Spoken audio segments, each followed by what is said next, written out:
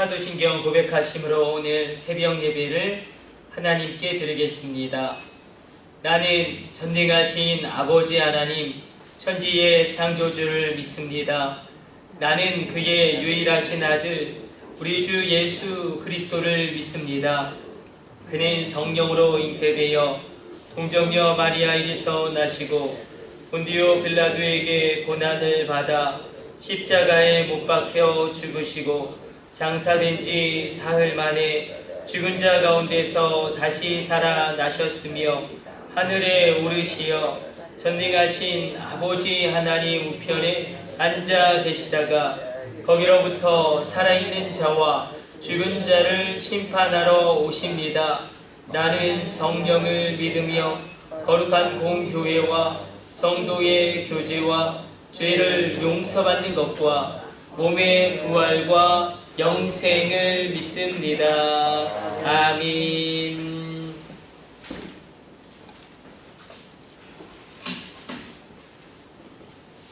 찬송가 401장 찬송 드리겠습니다.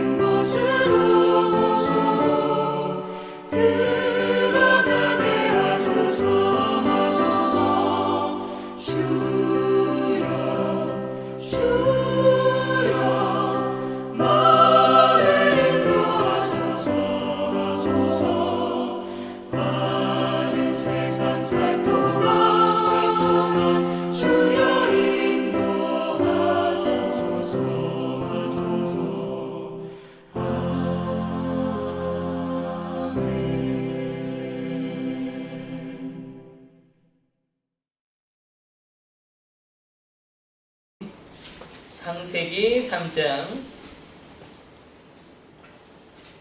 1절로 3절까지 말씀 보도록 하겠습니다.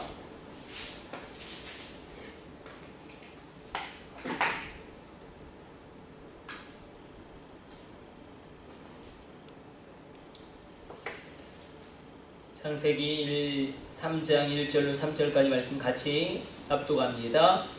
그런데 뱀은 여호와 하나님이 지으신 들짐승 중에 가장 간교하니라. 뱀이 여자에게 물어 이르되 하나님이 참으로 너희에게 동산 모든 나무의 열매를 먹지 말라 하시더냐.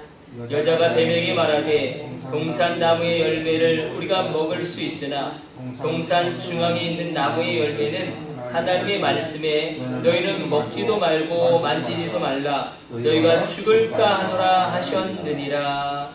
아멘. 오늘 말씀을 보게 되면 선악과로 유혹하는 뱀의 공격이 있습니다.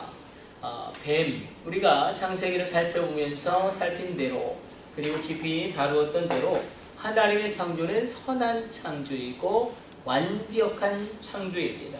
근데 이 뱀이 어떻게 이렇게 악할 수 있는가? 선한 창조인데 나 뱀은 하나님이 지혜를 주신 그 지혜를 그것을 악용하고 하나님의 선한 창조를 타락시킨 그런 대상이 되는 것입니다. 그래서 이 뱀은 우리가 사단으로 볼 수도 있겠고 그리고 사단의 대리인으로 볼 수도 있을 것입니다. 예수님이 그렇게 말씀하시죠. 너희는 뱀처럼 지혜롭고 비둘기같이 순결하라. 사실 뱀에 대해서 예수님이 이렇게 이야기하신 이유는 하나님이 원래 창조한 대로 지혜가 있었기 때문에 그렇게 말씀하신 것입니다. 하나님이 주신 그 은사와 달란트를 죄악을 위하여 악용하게 되었을 때에 이 사단의 역사가 일어나게 된 것입니다. 오늘 본문에서 동산 모든 나무는 너희가 먹되 중앙에 있는 나무는 먹지 마라. 중앙에 있는 나무는 선악과를 의미합니다. 선악을 알게 하는 나무의 실과 선악과라는 단어는 나오지 않습니다. 선악을 알게 하는 나무의 실과인데 선악과는 늘 두 가지를 상징합니다.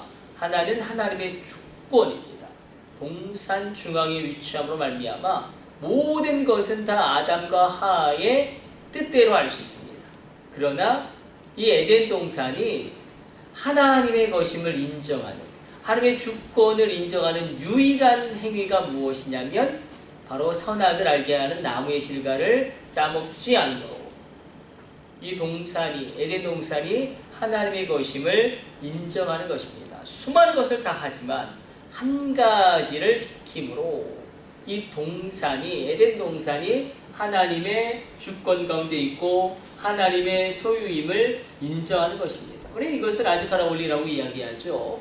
대표의 원리이기도 합니다. 11조의 원리이기도 합니다. 하나를 드리는 것이지만 실상은 우리가 실상은 하나를 드리는 것이지만 하나님은 전부를 드리는 것으로 인정하신다는 것입니다. 그래서 이 선악과는 하나님의 주권을 나타내고 또 한 가지는 인간의 자유의지를 의미합니다. 하나님은 인격적인 하나님이시기 때문에 우리를 로봇으로 창조하지 않았습니다. 우리에게는 자유의지를 주셨습니다. 선택을 할 수가 있습니다. 이 길로 갈 수도 있고 저 길로 갈 수도 있고 생명을 선택할 수도 있고 사망을 선택할 수도 있고 복을 선택할 수도 있고 저주를 선택할 수도 있습니다. 우리에게 자유의지를 주셨기 때문에 하나님이 우리를 사랑하시기 때문에 그 사랑하심의 증거로 우리에게는 자유의지가 있습니다. 예수님을 믿을 수도 있고 믿지 않을 수도 있습니다. 그러므로 여러분들의 자유의지가 성령님에게 민감하게 반응하셔서 온전한 선택을 하게 되어지는 은혜의 일들이 오늘 이 새벽 일어나게 되기를 축복해 드립니다. 하나님의 주권과 인간의 자유의지였는데 사단의 도구가 사단의 대리인이 아니면 사단의 그 원형이 이 뱀이 되고 맙니다. 오늘 1절에 나오죠. 간교하다라는 말은 사실 교활하다는 의미라기보다는 지혜롭다는 의미가 있습니다. 그래서 예수님도 뱀같이 지혜로워야 한다. 그렇게 말씀하신 이유도 거기에 있습니다. 그러나 하나님이 주신 그런 놀라운 선한 것들을 악용할 때에 사단의 역사가 일어나게 되고 하나님의 주권도 무시하게 되고 인간의 자유의지가 생명을 선택하는 것이 아니라 죽음을 선택하게 되고 복을 선택하는 것이 아니라 저주를 선택하게 되었다. 오늘 이 새벽에 우리가 에덴 동산의 있다라고 여기고 내가 반드시 지켜야 될, 내가 반드시 하나님의 말씀에 순종해야 될 그 한 가지가 무엇인가? 그 한 가지를 우리가 온전히 지킬 때에 우리 삶이 에덴 동산으로 회복되어지는 놀라운 은혜의 일들이 일어나게 될 줄로 믿습니다. 한 가지만 우리가 더 살펴보기를 원합니다. 계속 이 싸움이 반복되고 있죠. 대립하듯이 사단은 얼마나 교만한지 우리를 시험할 때에 반드시 쓰는 도구가 있습니다. 사단이 우리를 시험할 때 반드시 쓰는 도구는 말씀으로 우리를 시험하고 말씀으로 우리를 유혹합니다. 이제 3장에서 하와와 뱀의 대화가 계속 주거니 받거니 이루어지고 있는데 사단은 계속해서 하나님의 말씀을 왜곡합니다. 하와에게 하나님이 아담을 통하여 말씀하셨죠. 이 선악을 알게 하는 나무의 열매를 먹는 순간 너희가 정령 죽으리라. 여기서 죽는다는 것은 그들의 영적인 부분에 있어서 하나님과의 소통하는 그 하나님의 형상의 파괴됨을 의미하는 거겠죠. 그러나 사단은 뭐라고 이야기합니까? 죽지 않는다. 진짜 죽겠느냐? 하나님의 말씀을 계속 왜곡하고 변형시킵니다. 사단은 우리를 시험할 때도 마찬가지입니다. 말씀을 통하여 우리를 시험합니다. 말씀으로 우리를 유혹합니다. 그때에 우리가 진리의 말씀 가운데 온전히 서서 사단은 하나님의 말씀을 과장하고 하나님의 말씀을 왜곡하였다면 정령 죽으리라 하신 하나님의 말씀을 사단은 너희가 결코 죽지 아니하리라. 이단들도 마찬가지죠. 하나님의 말씀을 왜곡함으로 우리를 유혹하는 것입니다. 우리 가운데 진리의 성령님으로 말미암아 하나님의 말씀을 온전히 분별하고 온전히 받아들이게 되어지는 그런 하나님의 선한 능력이 있게 되시기를 축복해 드립니다. 기도하겠습니다. 하나님, 그렇습니다. 에덴 동산에서 선악과는 하나님의 주권을 상징합니다. 하나님 우리를 사랑하셔서 주신 인간의 자유의지를 나타냅니다. 하나님, 우리가 하나님의 주권을 우리 삶 가운데 인정하게 하여 주시고 하나님이 주신 자유의지를 말씀과 성령에 빗대어 말씀의 기준으로 성령의 감동하심으로 온전히 분별하게 하여 주사 하나님 우리의 모든 선택에 있어서 성령님의 역사가 있게 하여 주시고 우리가 선택하는 모든 발걸음 가운데 하나님의 말씀의 기준이 있으므로 온전하며 거룩하며 견고하게 걸어가게 하여 주옵소서. 말씀과 성령 안에서 놀라운 일들을 이루어 주옵소서. 이 모든 것을 우리 주 예수님의 이름으로 기도드립니다. 아멘.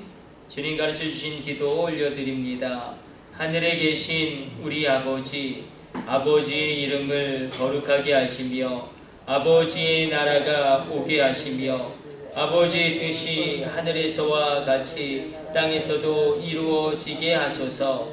오늘 우리에게 일용할 양식을 주시고 우리가 우리에게 잘못한 사람을 용서하여 준 것 같이 우리 죄를 용서하여 주시고 우리를 시험에 빠지지 않게 하시고 악에서 구하소서.